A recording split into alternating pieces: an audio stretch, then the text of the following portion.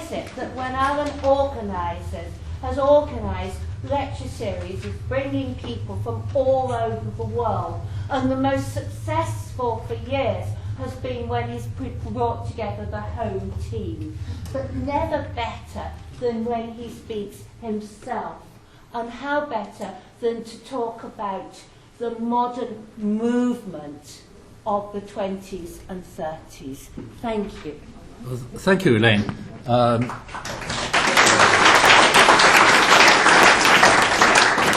And I'm very glad you're here, because you have to pick up the baton next week. And I'm not quite sure how to interpret that. You were meant to. Because there is a sort of a division that is implied in the fact that we are both doing something called modernism, but in two halves. And that is really what I'm trying to pin down in the lecture today. It's not a complete tour d'horizon. You will see very clearly that I've left a great many things out that you would rightly think should be included, but there is simply not time. And I'm going quite a long way back in time, you'll find, to find some of the underlying ideas, because modernism doesn't suddenly spring to life at the point where the history books tend to start it. However, I'm putting up this image, which I probably hardly need to tell you what it is, because I've forgotten to caption it, but this is, if you don't know, Le Corbusier's Villa Savoie, Poissy. Now, probably, if anything is modernism, this is. And we might keep this as a sort of litmus paper as we go on. But it's not the whole story by any means. Here are 3 points that are often made as determinants of modernism. First of all, the relationship to style, which is a curious one. It's a sort of paradox. It's a style without style.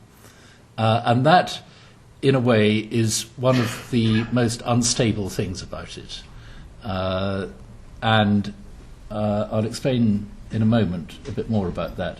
Technology is relatively easily understood, but it's possible to use all the modern technology and still conceal it in various other garbs and clothing that may not be modernist. So it's not just technology, it's technology plus or minus, as the case may be. And the commitment to society is similarly one that can be perfectly effective separately from the others. And so this triad is really, I think, quite unstable in its essence. You can stand on one leg, you can stand on 2 legs. You may, if you really try hard, stand on all 3. But that is somehow less usual.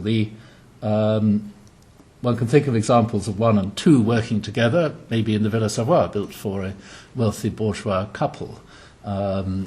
It has very little overt commitment to social change. One could think of 2 and 3 standing together. The earliest hospital with air conditioning in Belfast, for example, that's built in an Edwardian Baroque style. One can think of 1 and 3 standing together, a building with social purpose with no effective new technology at all. Nothing very unusual about it. A brick-built youth hostel, perhaps, like there is at Holmbury St Mary, by the architect Howard Lobb, and so on. So I haven't illustrated all these different options, but we might find some of these. And when I've used this with classes where you do put up sort of with and without options, it's perfectly clear that everybody identifies it as a style, and there's no argument about that. It's the style that is the not style. So I think we have to accept that, or otherwise change our idea quite fundamentally about what it actually is, which is something I'm always very willing to do, I may say. So we are going back quite a long way to Gian Lorenzo Bernini here, because it was when he came to the court of Louis XIV with his designs for the new front of the Louvre, the ones that were glimpsed by Christopher Wren on his visit in 1666, and he said, the wily old Italian hardly let me see them, he rolled them up. And the French rejected them. He was one of the most famous figures in Europe at the time, towards the end of his career as sculptor, architect. They were rejecting Italian Baroque, and instead they chose their own man, Charles Perrault. Claude Perrault. Charles Perrault is the fairy story one, who was his brother.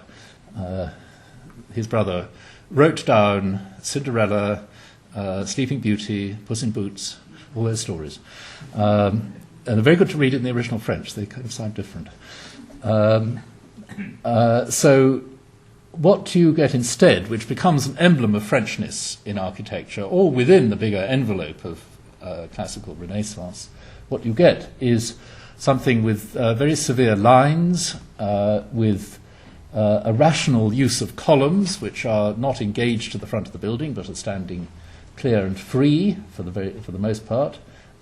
A different form of innovation, which is to put the columns in pairs, which doesn't happen in the ancient world, and so on. A building that's very flat and rather intellectual, quite unlike what Bernini was doing. And this is the beginning of a line of thinking in France, which Perrault's writings, which are very interesting, set in motion, which is a sort of Cartesian rationalist critique of architecture. Architecture, as received at that time, particularly in its Baroque and later Rococo forms, is willful, extravagant, irrational, and it should be brought under the control of reason.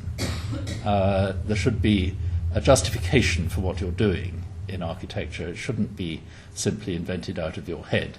That architecture will become nobler and better and have a better effect on people and on the state if it is rational. So one of the figures who picks this up is not an architect but a Catholic priest, Marc-Antoine Laugier. He's a Jesuit, who were very much the thinkers at the time. And his Essai sur l'architecture, which copy belonged to Sir John Soane and was familiar probably to a lot of other English architects at that time. He has this useful illustration, frontispiece to his second edition, showing the primitive hut as described by Vitruvius in the ancient world, which is the foundation of architecture, and it consists of a very straightforward frame.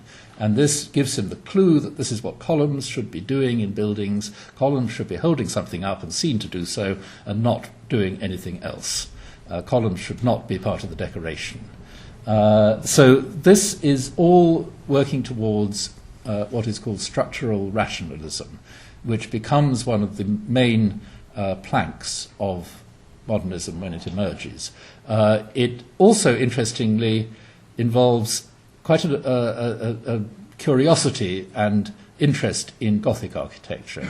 After the more or less the sort of driving out of Gothic as barbaric in the earlier parts of the Renaissance, it starts to come back in France because it displays rational structure, and it's seen as a form of analogy to classicism, that the two combined could produce the best result. You might get the strength of Gothic and the grace of the classical brought together, and that would be very French, because the French own Gothic, you understand. But there is also a sort of parallel figure to Laugier, slightly earlier on in Venice, Fra Lodoli, who's a Franciscan, and he was another sort of botherer. He was known as the Socrates of architecture, went around having discussions saying, are your columns really necessary? And of course they weren't in most cases.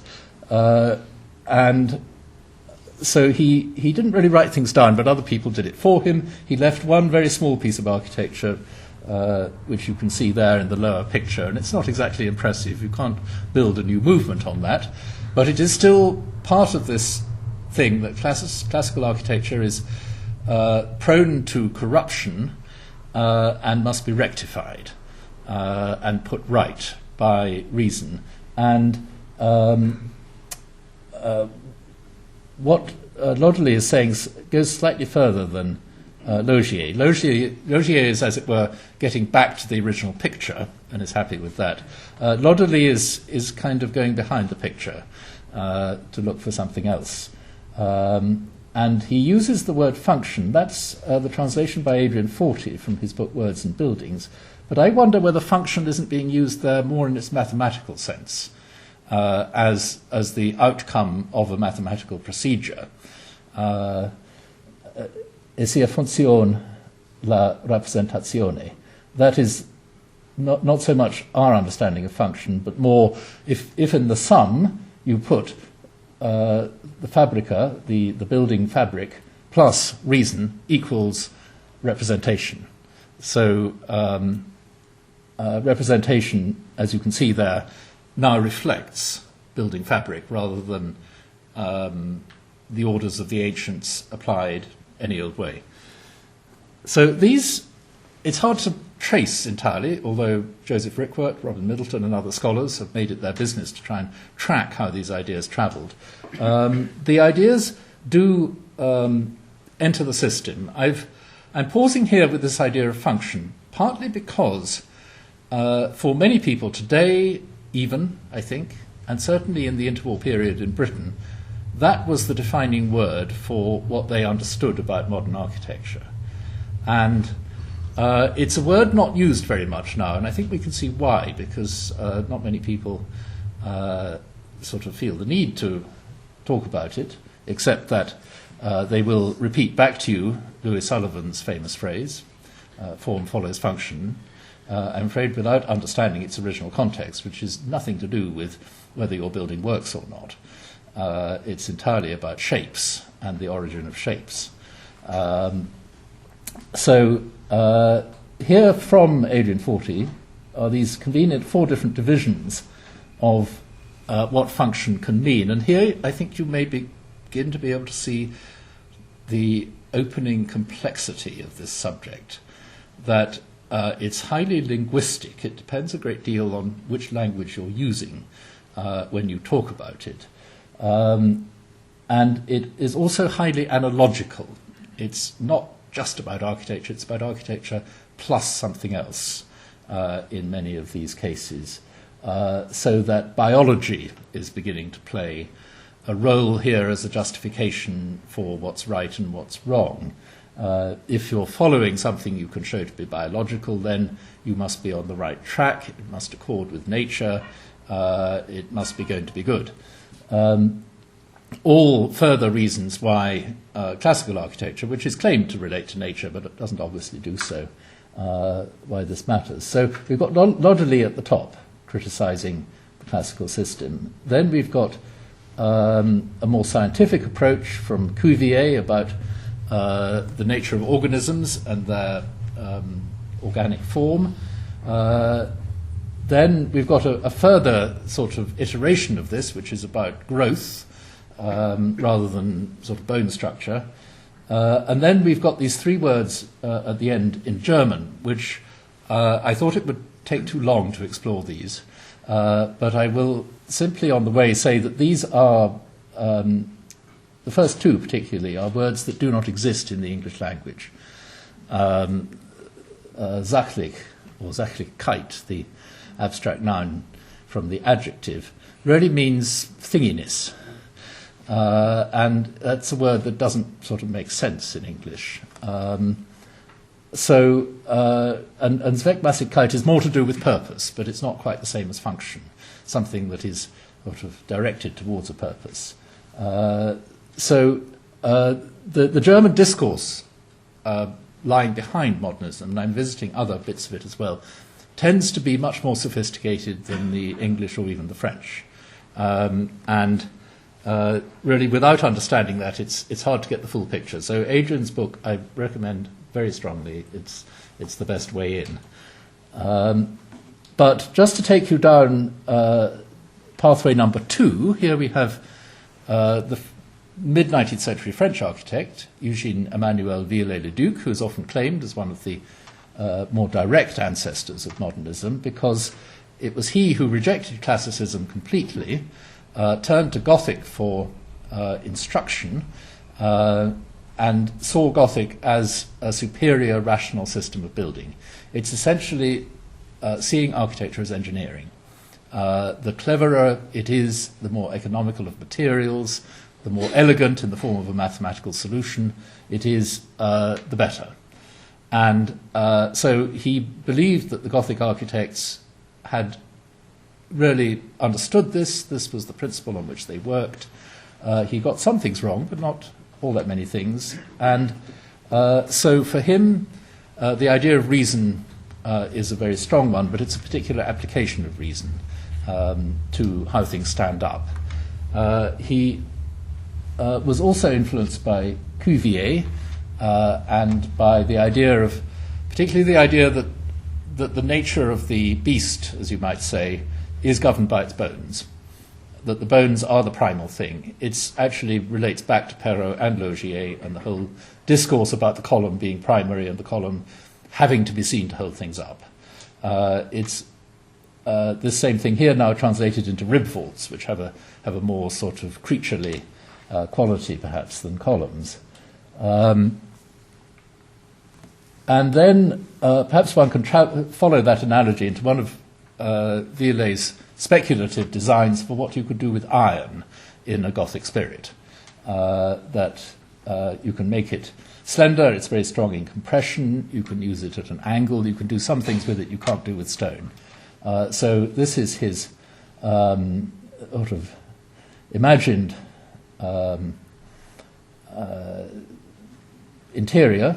Nobody ever built anything like this, and as John Summerson says, it's a very Summerson phrase, the designs are at once unattractive and fascinating. And of course we have our own bone structures here on this side of the channel, with the Crystal Palace, which very typically grows not out of the culture of architecture at all, but out of a completely different culture of making large greenhouses for ducal gardens, in the case of Joseph Paxton, and from the industrial production. So from my first 3 divisions, this is sort of pure number 2, without, and it gets number 1 partially, but not deliberately. It doesn't set out to be a modern building looking different. It just happens to have some of the qualities that you might expect from one. And, as is notorious, it has very little direct immediate effect. We're not rushing around building Crystal Palaces for every purpose. As it happened, it was incredibly hot inside, as you might expect. And I think that may have put people off replicating it too readily. But the next iteration of the frame structure really comes with reinforced concrete. And this grows out of a French. It's a sort of backyard workshop tradition more than anything else. It's not scientists in laboratories. It's people trying things out and picking up little fragments of existing technique for making things like flower pots and extrapolating them upwards. So François Hennebique is one of these inventors, not an architect at all. And he develops something that is brilliant because it puts together concrete, very ancient material, but with certain limitations in use, until you put those reinforcing bars in. Once you get a sufficient supply of steel, which at this historical time you do, you can imagine these made of steel, and they provide the tensile strength then for the reinforced concrete. So concrete at this point enters the scene quite rapidly as a sort of wonder material that you can use for everything, for structure, for filling a wall, for floors, and also it's largely fireproof, which a steel frame has to be very much protected against fire. And so you get early concrete buildings like Anatole de Baudot's Saint-Jean-de-Montmartre in Paris, which is still using sort of Gothic forms, but simplifying them. It's a rather exciting building, not immediately generative, but he dreams of other things, like this drawing here, that perhaps do suggest modern architecture more directly. This capability of spanning large spaces, of incorporating a great deal of glass in a quasi-Gothic kind of way. Now, crossing the Channel again, John Ruskin, he's not an absolutely dominant figure, but he is a useful index, if you like, for ideas that we contribute to the mixture. And these are very different ones to the French. They couldn't be more different, really. Viollet-le-Duc and Ruskin, Pevsner wrote an essay comparing them. Maybe as a way of indicating their differences, Ruskin went to the Alps in order to explore the beauty of its textured surface, where rocks had sort of broken away and plants had grown in the fissures. Viollet-le-Duc, on the other hand, who was also very fond of the Alps, did a drawing restoring the Alps to what they would have been before the weathering began. So Ruskin develops an interest in surface. He proclaims truth to materials, which has never really been a strong part of the French tradition, that materials are to be appreciated in their own right and displayed. And he also builds very strongly on the social conscience, although not in a directly socialist manner, unlike some French thinkers. So all these things, you could say, are converging from strange and unexpected angles. All Saints Margaret Street is not, 100% Ruskinian building, but it serves quite well to depict this idea of the materials displayed, of the abolition of the false surface. And then I'm moving on here to take a very, very quick look at the German discourse on style, because although what we've looked at so far is essentially anti-classical in one way or another, it's either corrective or completely oppositional, it's these German writers whose work is conveniently collected and actually translated for the first time in 1992. It's Heinrich Hübsch who writes an essay with this title, "In What Style Should We Build?"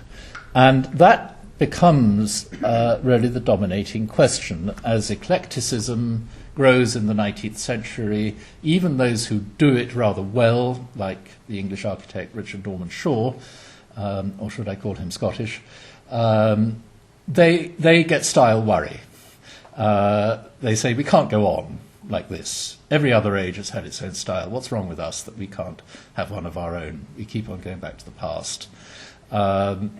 But any of the answers that are brought forward, like the Victorian style of Mr. Harris, known as Victorian Harris, are not very good. They're somewhat on a par with Viollet-le-Duc's effort that I showed you, and in fact rather worse.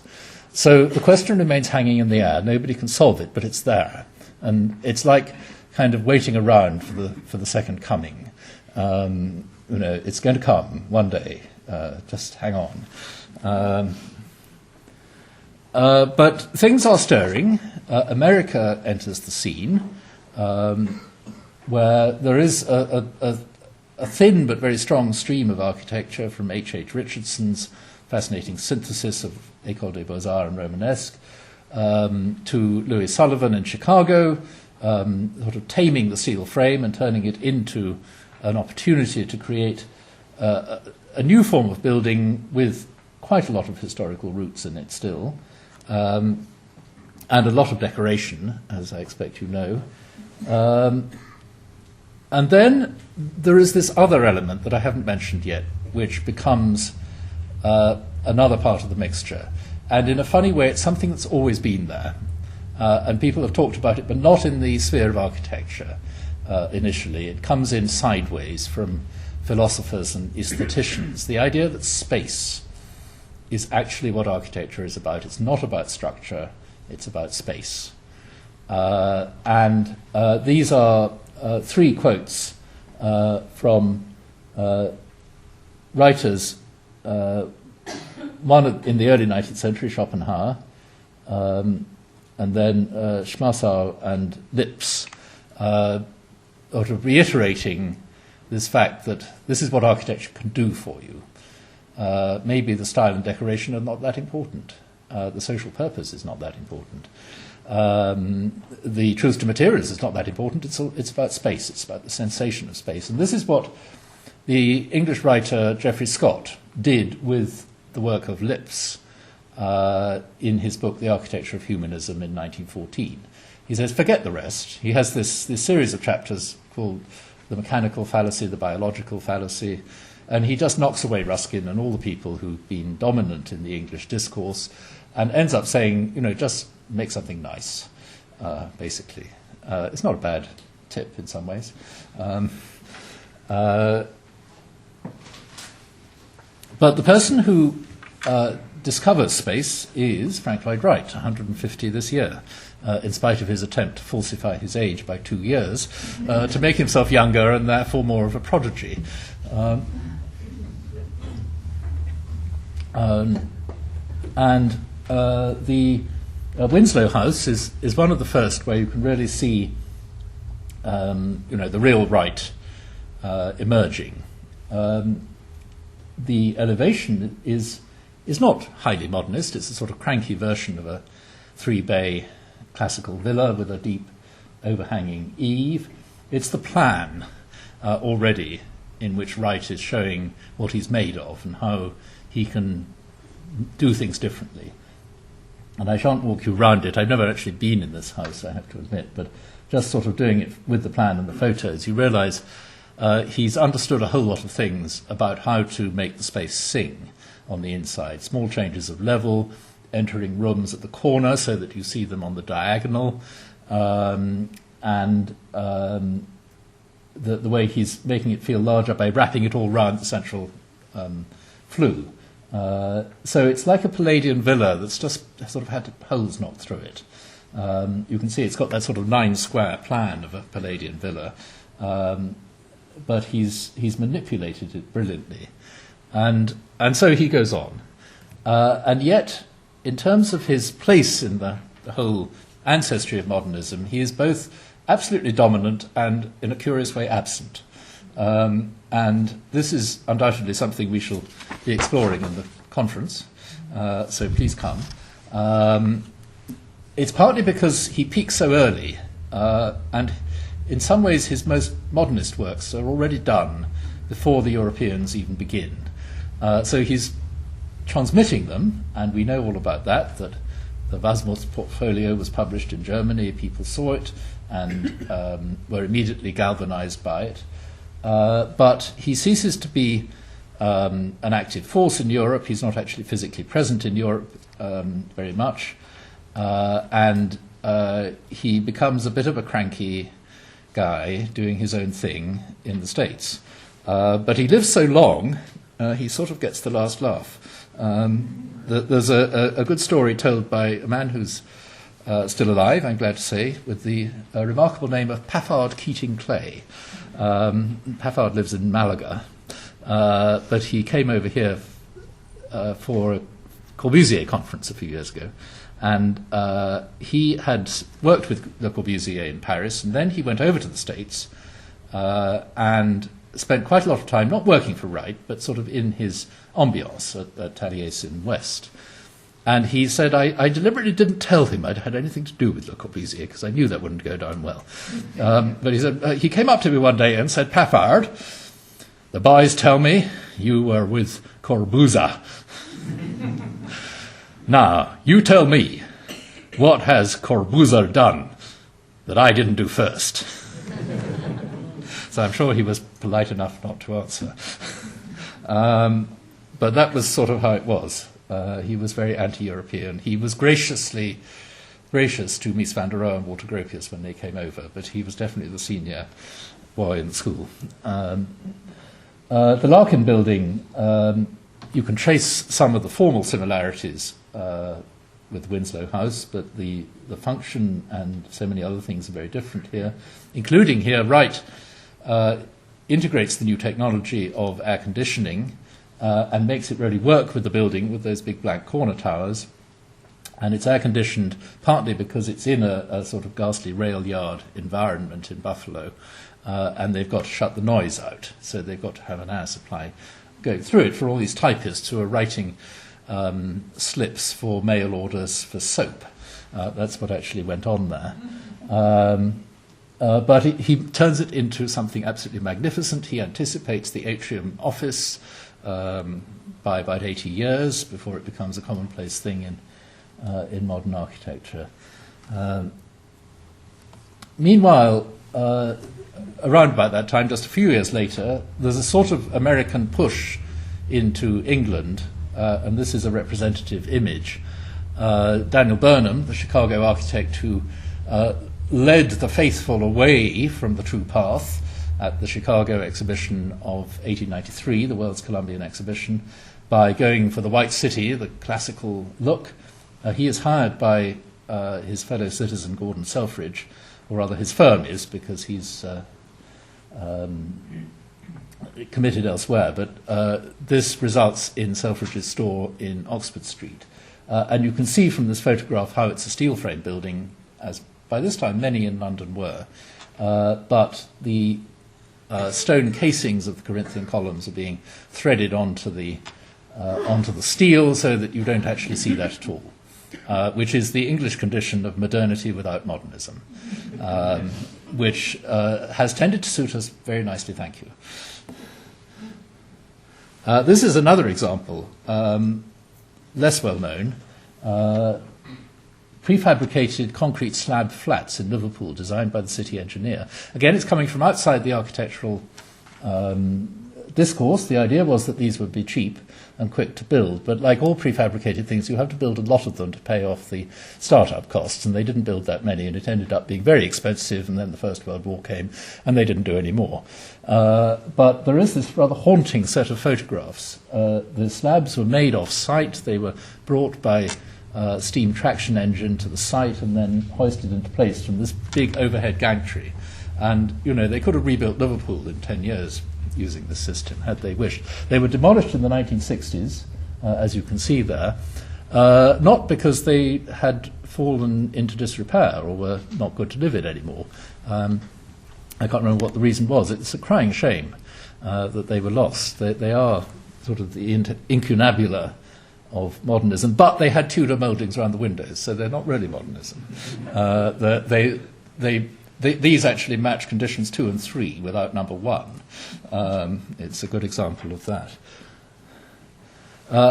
And at this point, I have to admit, we do begin to get into a bit of a tour, largely a European tour, I have to say. But there are so many interesting things to reflect on. There are sort of generational divisions in modernism, which is the way it's usually been organised. So that Adolf Loos, Peter Behrens, and Auguste Perret, for example, are all of a sort of similar generation, born in the late 1860s or around 1870 in Loos's case. So they have achieved quite a lot of work in most cases by around the turn of the century, and certainly before the First World War. They are well established. And they are, to some degree, constrained by what's around them. They are building in cities. They have to conform to certain regulations, which applies here to the Loos house in the Michaelerplatz, which notoriously was called the house without eyebrows because it has no buildings. But in other ways, it's very conformist. And this is condition number 1, really without numbers 1, 2, and 3. I don't know actually what the construction is, but in a sense it wouldn't matter. There must be some steel in that lower part, but you could do it without. His bar is purely a work of art. It may meet condition number 3 of social improvement, but that depends how you look at it.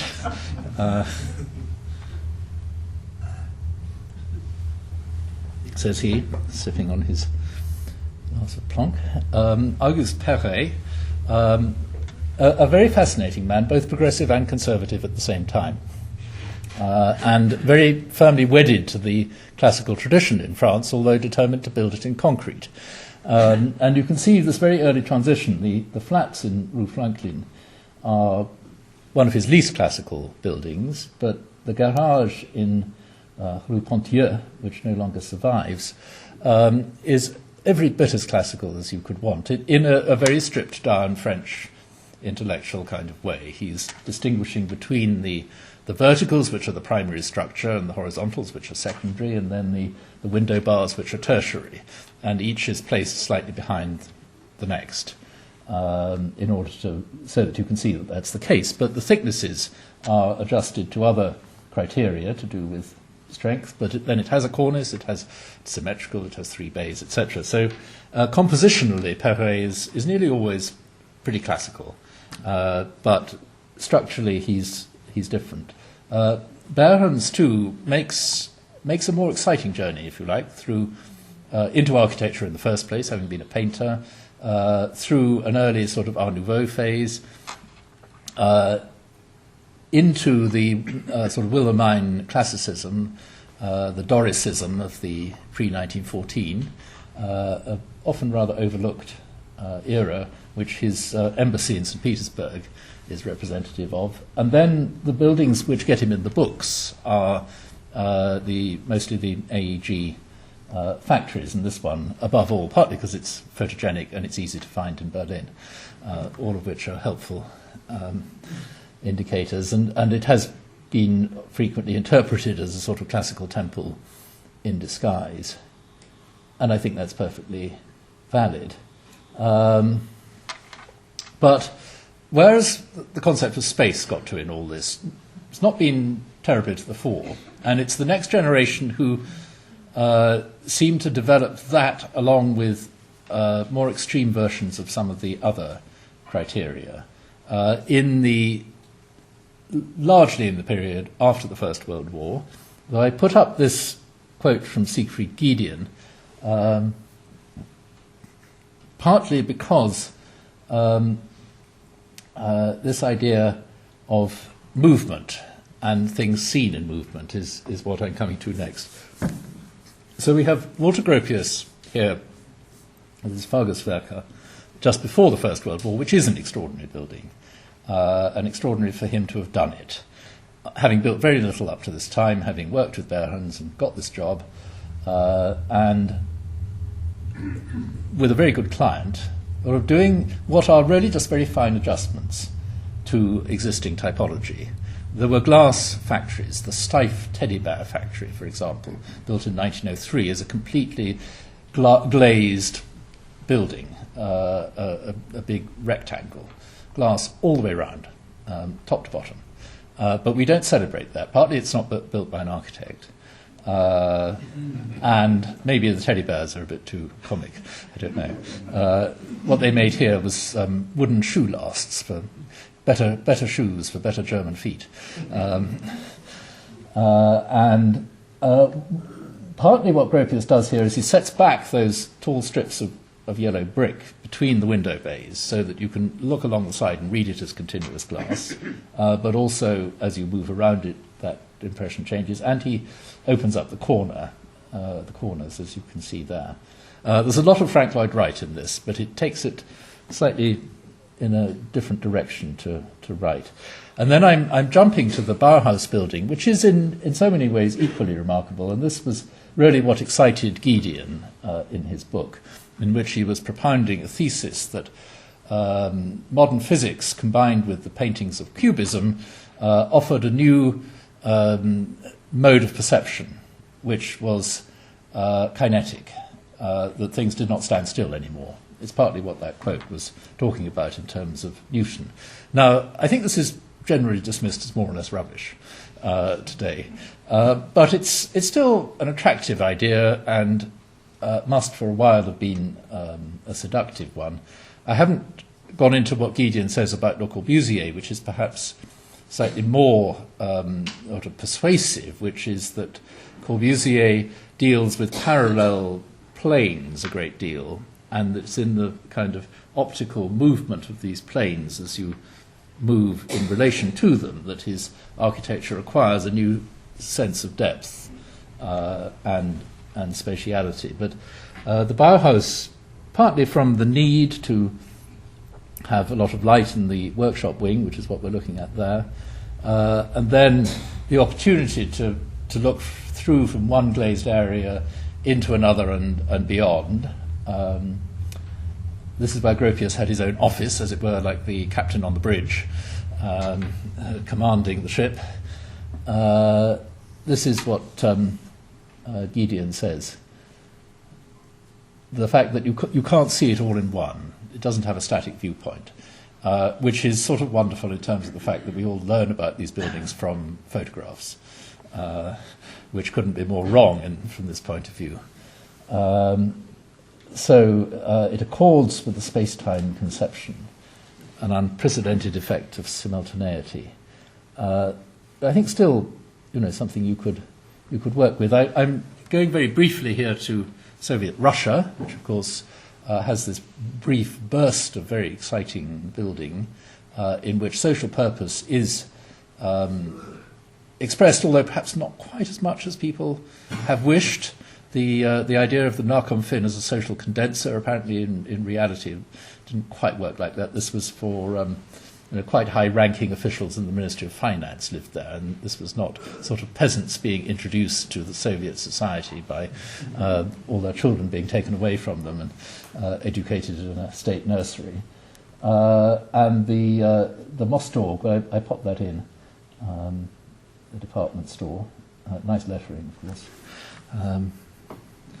And then the Dutch contribution, which feeds very strongly into Gropius's work, through this rather sort of oppositional moment at Weimar when van Doesburg turned up and seduced the students and told them what rubbish Gropius was. And so he had to sort of catch up and learn this new technique about spatial composition. And what these images introduced, because van Doesburg was not an architect, he was an artist, is this liaison with the arts, which I haven't included among those three, but it is like a fourth leg, a close correspondence with the thinking and the products of contemporary art, particularly the idea of abstraction, which feeds back into the style, but more than that, its approaches towards composition, or, as they might have put it, non-composition, that you don't want to compose, but of course you do. It's almost impossible not to. And this is an interesting point, but at least the rules of composition change radically. The idea, the canons of number and sort of rhythm and so on are vastly changed. And things are done that are not normally done. And then to Monsieur himself, who has an extraordinary quality of dominance in this field. He wasn't the first. He was a terrible magpie. He stole other people's ideas. And yet he was like a master chef. He could recombine them in such amazing ways. And his texts, when you go into them, they're saying very simple things, which one wouldn't dispute, but asserting them so vehemently that that you sort of wake up to them in a new way. And for those of you who were here yesterday, I was referring to somebody's comment on the Greek temples and motor cars, and that's the picture that refers to this. But also the grain silos, photographs he actually took from a Gropius article in the Werkbund yearbook, and had the sort of superstructures of some of them that didn't look modern enough kind of whited out so that they looked the way he wanted them to be. And it's really a collection of articles. It has very little sequential to it. But this is the book, particularly in England, that captured people. And it's like reading the works of Pugin in the 19th century. You're never the same again. It takes hold of you. You see the light. So his 5 points of the new architecture demonstrated here, which he very seldom obeyed, and I don't think he really expected anybody else to either.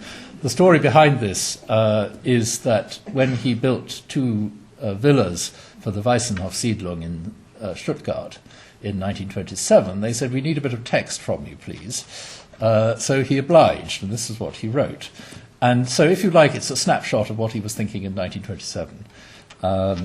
But it's been given maybe more credence than that. Students love it, as they can count up to 5. It doesn't require very much thought. The principle behind it is relevant, though. It's a mixture, an odd mixture, of things that will make your life easier, or he thinks they will, like having more light from the windows, and things that will simply give you pleasure, like having a roof garden, or having funny-shaped walls that are not regular, that can go around in corners. And he does expand that by saying, well, you can sort of get 2 bedrooms and a bathroom where you only had 1 room before if you put the piano-shaped curve in. But more significant to me, and cited by a lot of people, is this little graphic here that comes from a later book that was only translated in the 1990s, so it was much less known to an Anglophone audience. Precision, which is the lectures that he gave in Brazil in 1929 when he travelled on the steamship with Josephine Baker and had an affair with her. He was rather pleased with himself about that, I think. Anyway, the caption at the top is fairly easy to understand, but still quite difficult to get an exact translation in English, I think. Les techniques sont l'assiette même du lyrisme. This is already a metaphor because he's talking about having lunch. So the assiette, the plate, comes in because you've eaten your lunch. And there you can see at the bottom there are 3 plates, which are called économiques, scientifique, and technique. Economic, scientific, and technical. So you eat your lunch, and that's fine. You need your lunch. Nobody's denying that. But these are only the plates for what's coming next. Because you finish your lunch, he describes this in the accompanying text. You sort of lean back from the table, you light your pipe, there you can see the smoke coming up from the pipe, and then the little birdie of inspiration comes, which is lyrisme, or poetry. So he's really correcting that phrase that he got, I think, terribly fed up with, of a house is a machine for living in. And he didn't mean it that way at all. It was only a precondition that it should function about as well as a machine. There was no reason for it to be any less good than, but that's not the whole story. So here he's really saying it again. So lyrisme equals individual reaction. What does it say next? Yes. Valeur éternelle. Le Corbusier, from that point of view, doesn't see himself as modern in the sense that it's a timeline. And this is also true in Version Architecture. He keeps going back. And we know his references, Pompeii, Parthenon, vernacular housing in Turkey, churches, farmhouses in the Jura, houses of Pompeii. All these are his source book, and providing very often quite literal reference points in his buildings. So for him, there's sort of a level of the technical, the motor car, the aeroplane, all that. But that's not really where his heart is. It's actually away somewhere else. And he is, to that extent, a split personality, which is why it's so hard to generalize about him. And this building, coming exactly at that point, shows the beginning of the change. The sort of visual joke, almost surrealist, of the random rubble curved wall built from stone, I think reclaimed on the site, which then houses the kind of communal facilities at the base of the building that are not in the form of a grid, not regular. They are sort of exploratory spaces that are full of images, originally photo blow-ups, later paintings, and then you go in and you have a sort of standardized grid of student rooms going up above. So he's playing one thing off against another, highly successfully, and Denis Lasdon said that of all Corbusier's buildings, this was the one that influenced British architects most, and I think we can keep seeing it coming back in all sorts of ways. And partly, again, this is easy to get at, and they were quite nice. They'd invite you in, as they still do. So you could even stay there for a while if you came in the holidays, as one young AA student did. And then in his villa building for Madame de Mondreau, who was the woman who put up the money for CIAM, the International Congress of Modern Architecture, he built this villa in the south of France, where again he's in love with the peasants. And this was his theme in the 1930s. It's partly owing to this big sort of caesura in the decade, in the interwar 2 decades of the financial crash. Corbusier gets all sorts of political ideas. I realise time is passing, so I mustn't dwell too long on all these. Eileen Gray, not to be forgotten.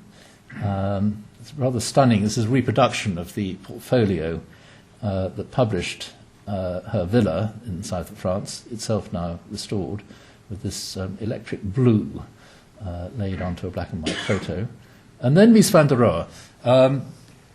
Interestingly, one of the things Peter and Alison Smithson said in a passage that I'm quoting later is, nobody seems to realise that a lot of these are luxury buildings. Well, I think we all understand that now, actually. That's not a problem. And it's curious that there was a time when that was almost sort of hushed up, that these are very expensive playthings for the rich, which was the case here. But how beautiful. And very, very innovative in terms of space, let alone construction, in terms of how you use space, how you control something that has very few actual sort of compass bearings in it. And this is done, as I'm sure you know, largely by where the furniture goes. That's as important as where the walls are. And there is the photo that shows it exactly as it's meant to be. And then this, which is oddly the sort of submarine of modernism, the Maison de Verre, because it's not at all well known in the period and doesn't get into the early survey books. Although it was, I may say, published in our own rather slightly subfusc architectural weekly paper, The Architect and Building News. It was the only English magazine that published it in 1932, I think, or 33.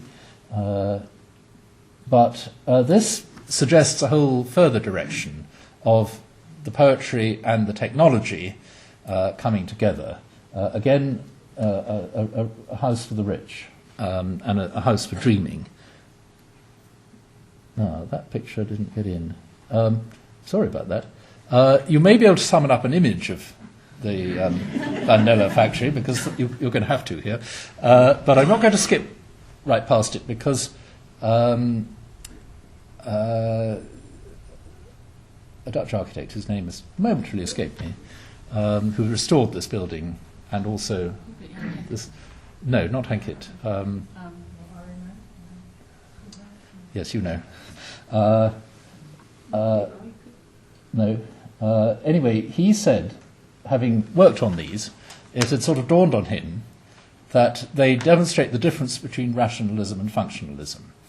And I found this a very helpful thing. The Van Nelle factory is a very large, repetitive building with standardized space, such as you mostly want for a factory. A Vessel de Jong, that's who it was, much involved with Docomomo. So Van Nelle is rational or rationalist, and this is functionalist because it is very highly tailored to a very specific program. It's not adaptable, and in fact, since an enormous amount of government money has been spent on fixing it up, they haven't been able to find anybody as a long-term user, because it is such a quirky form of building. Whereas the Van Nelle is, sort of working extremely well with lots of different businesses under one roof, rather as happens in this building here. So these are opposite principles in modernism, almost. but the sanatorium introduces a further theme, which I think we all recognise in modernism, which is health and open air and sunlight. So I've got this group of images here to represent that. And in these cases, it's about leisure for the people. August for the people and their favourite islands, as W.H. Auden said, that everybody can have it. And as that song in the musical The Boyfriend puts it, when you're on the beach, everybody looks the same. Class distinctions disappear. So this is a new thing. So that's sort of the end of my European tour, more or less up to 1929. And now we're in Britain, and I will go through this faster because time is short, and these are more familiar. But Barons came and built new ways. The direct impact of this is possibly limited, but it's the beginning of something. The British press loves modernism because it's a good joke. And Punch magazine particularly keeps going back and back. And it's always the same joke, basically, that these are funny people doing funny things, and why are they doing them? And we wouldn't do that, would we? But I did go through quite a lot of Punch. Other people are doing the same joke as well. And, well, as I say, the joke hasn't changed. Charles Holden, who is, as it were, our Peter Behrens, I think, the man who makes the transition by this stage rather late in life, but he does it very, very gracefully and manages to bring together a lot of these traditions together. Concrete, brick, Ruskin and Violet, you could say, are there together. Owen Williams, fulfilling Corbusier's slogan about the eyes that do not see, that the engineers can see better than the architects. And Williams certainly fancied himself as an architect, although he did have some limitations in that respect when he tried to do more sort of architect-type work. But this is a rendering of the original design for Boots. It got slightly changed in construction because they had to project the concrete floor slab, which sort of interrupts the sheer skin, which you can see there. Ove Arup, another engineer, having what is virtually his only attempt at doing a whole building, and something he tried to hush up later, which is a shame, but it has been rediscovered. I think the original photo is just so wonderful, those sort of frame structures mounted on top, which look like a Paul Nash invention. And I think must have been for pinning canvas onto so that people could sit out there in the summer and be protected from the wind. But also the fact that originally it was on these legs at the back. He did it because he was working on the engineering of the sea wall on Canvey Island, and somebody said they wanted a cafe, so he said, okay, I'll do you one. And this is a precursor to the Penguin Pool and the Gorilla House, in which he already had this experience of building concrete walls on a curve, and used it to very good effect. Wells Coates, a whole lecture or more in himself, but somebody who's coming from outside the compound, a man with no architectural experience, and this is effectively his first building.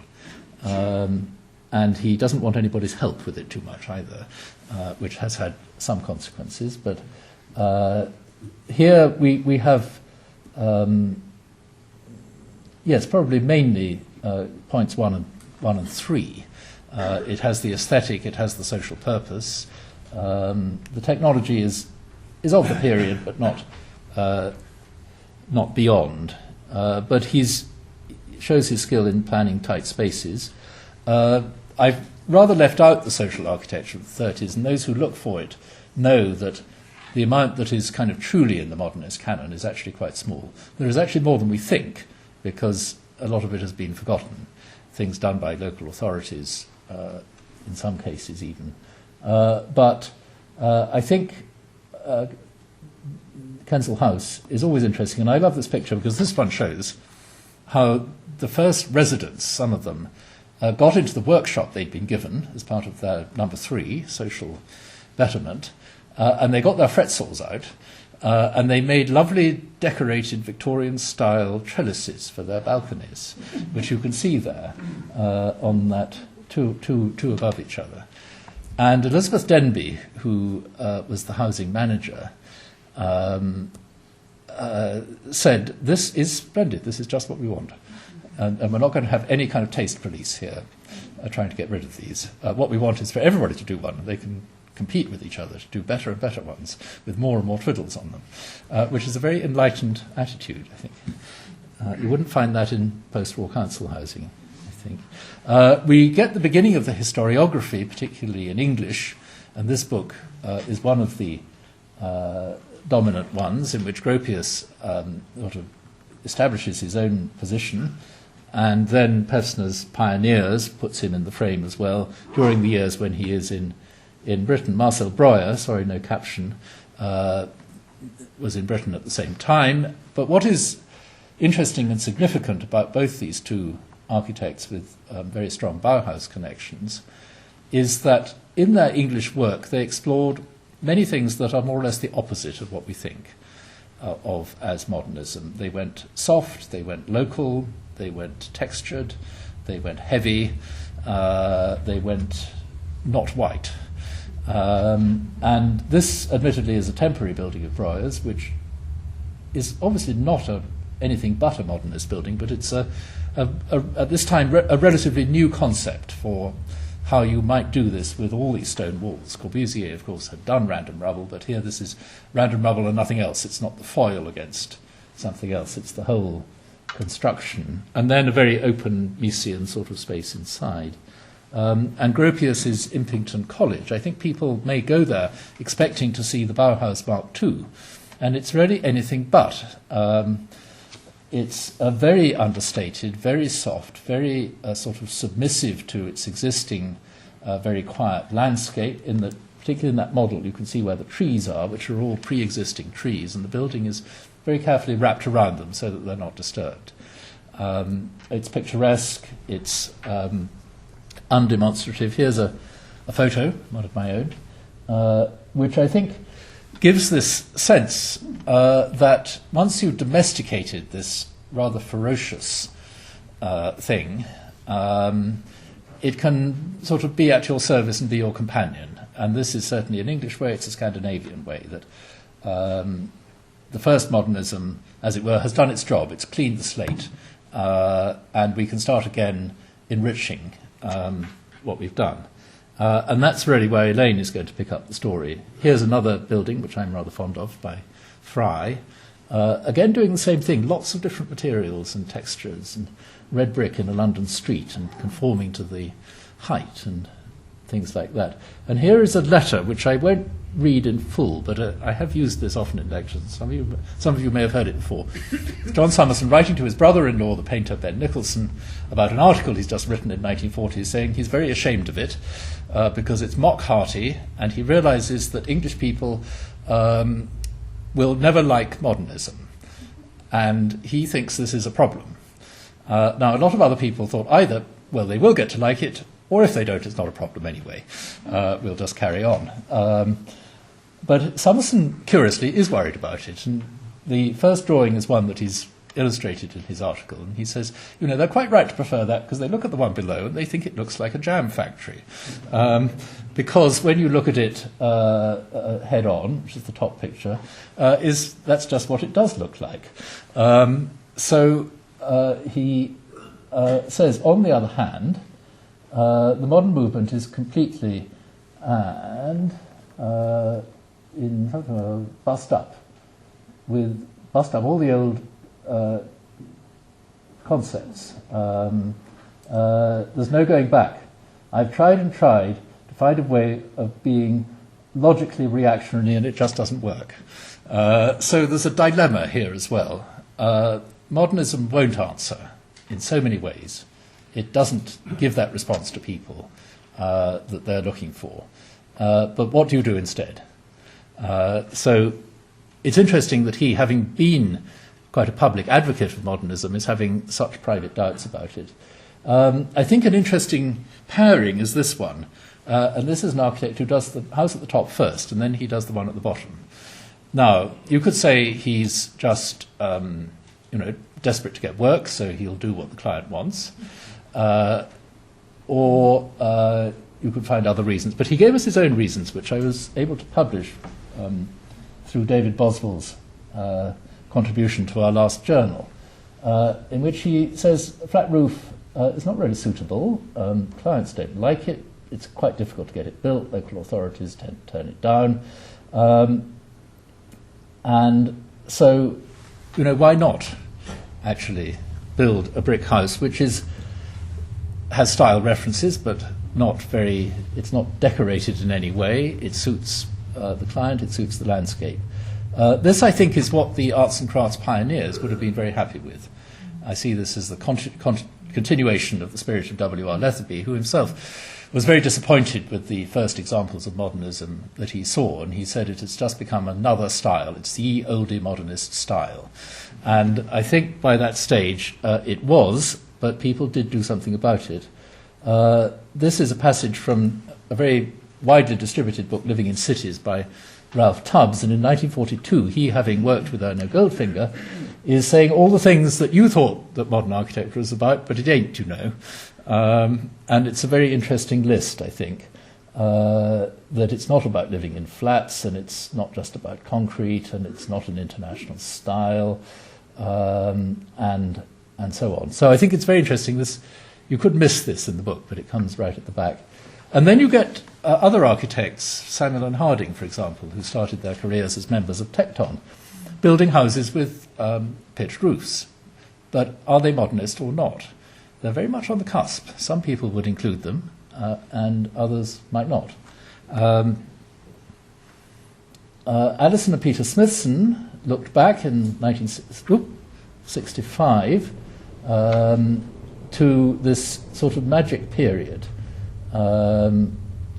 And they felt there was a complete architecture, and it had been kind of needlessly diverted from, and it was necessary to go back there. But here is Louis Hellman sending up the Bauhaus in 1968, when there was a big show at the Royal Academy, with his little architect figure, with his fringe of a beard, going back to the Bauhaus and saying, "Isn't this wonderful?" And nowadays we've got designs that don't even look functional. Really, the commentary is that they never were, even in the Bauhaus period, but they did look functional, and that was better than nothing. So I'm finishing with what might be seen as a bit of a curved wall. This is a book that I find interesting. It's from the School of Analytical Psychology, followers of Jung, and it tends to create these sort of personifications, often from classical mythology, to interpret things that we do and experience. And one of Hillman's categories is the puer aeternus, or the eternal child. And this is what he says. And if you read this, and this really is the end, see whether you think this describes a lot of what I've been showing you.